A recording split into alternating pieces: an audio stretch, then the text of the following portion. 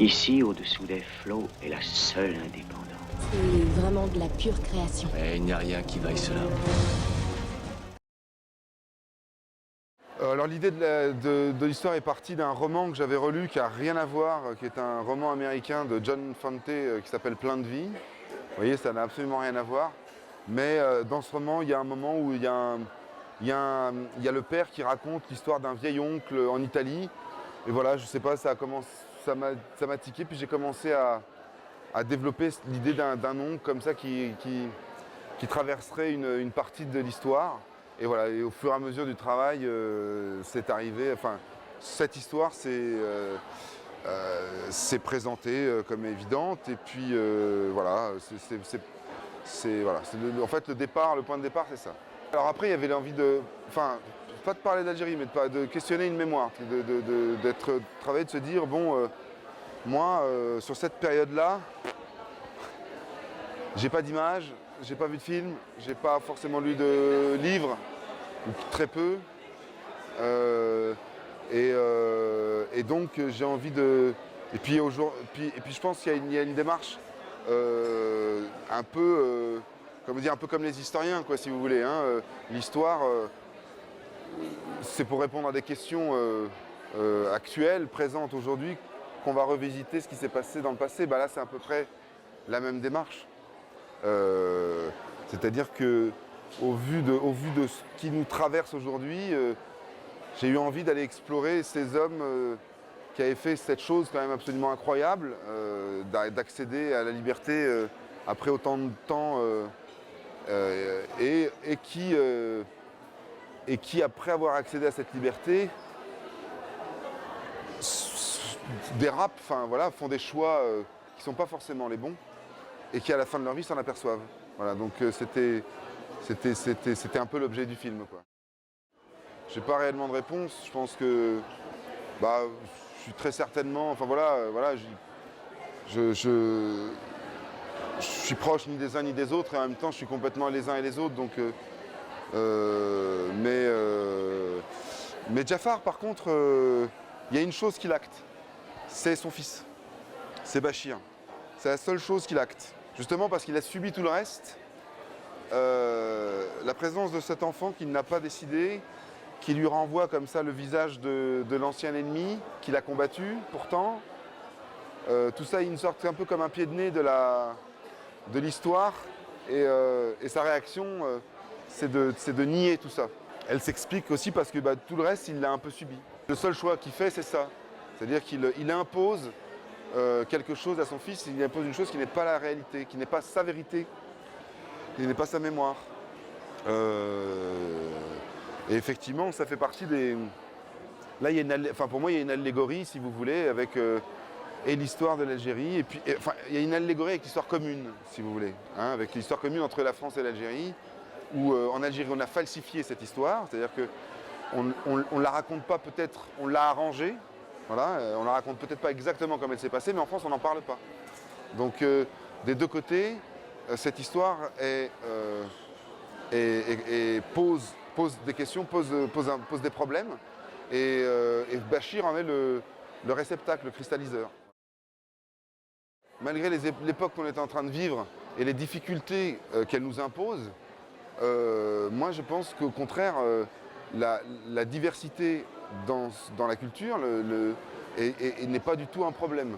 Au contraire, ça deviendra un problème si on commence à le pointer du doigt et à le malaxer dans le mauvais sens. Mais cette diversité culturelle, c'est une des choses importantes. C'est une chose importante parce que ça offre un double point de vue.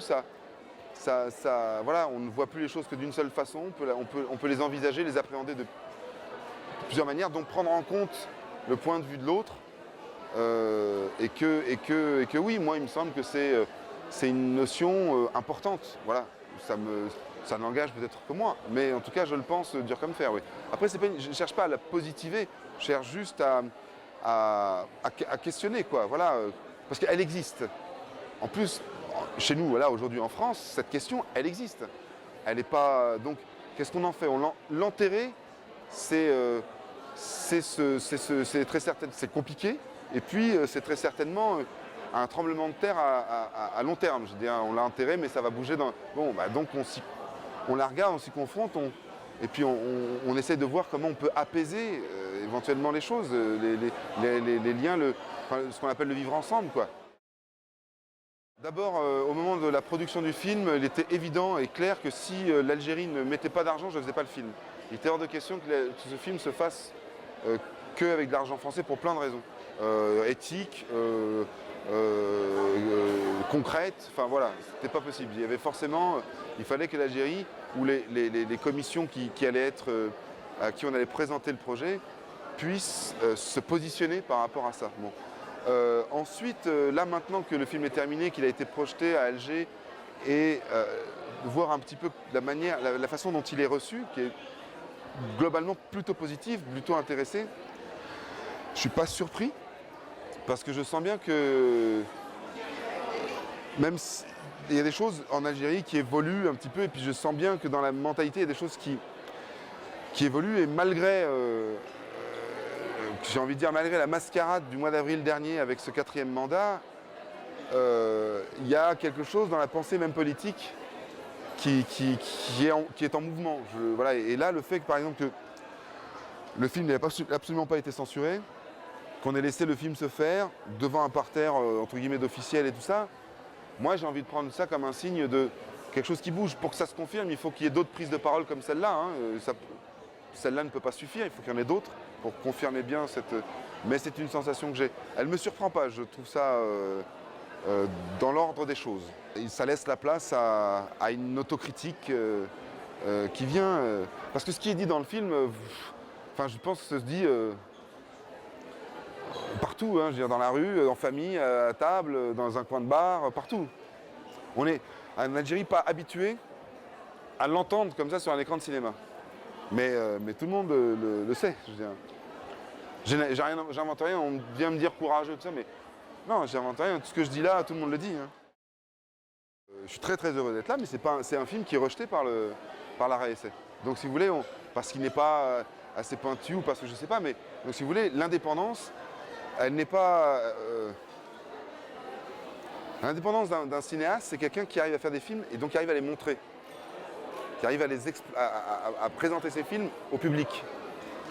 Si tout d'un coup on est dans un système où on a du circuit et de l'indépendant, bah, tout ce qui est au milieu, qu'est-ce qu'on en fait? Donc ça n'est plus indépendant. Vous voyez? Donc moi, je suis très heureux de présenter le film, mais c'est vrai que je suis un petit peu... Voilà, il y a un juste milieu qui ne trouve pas sa place.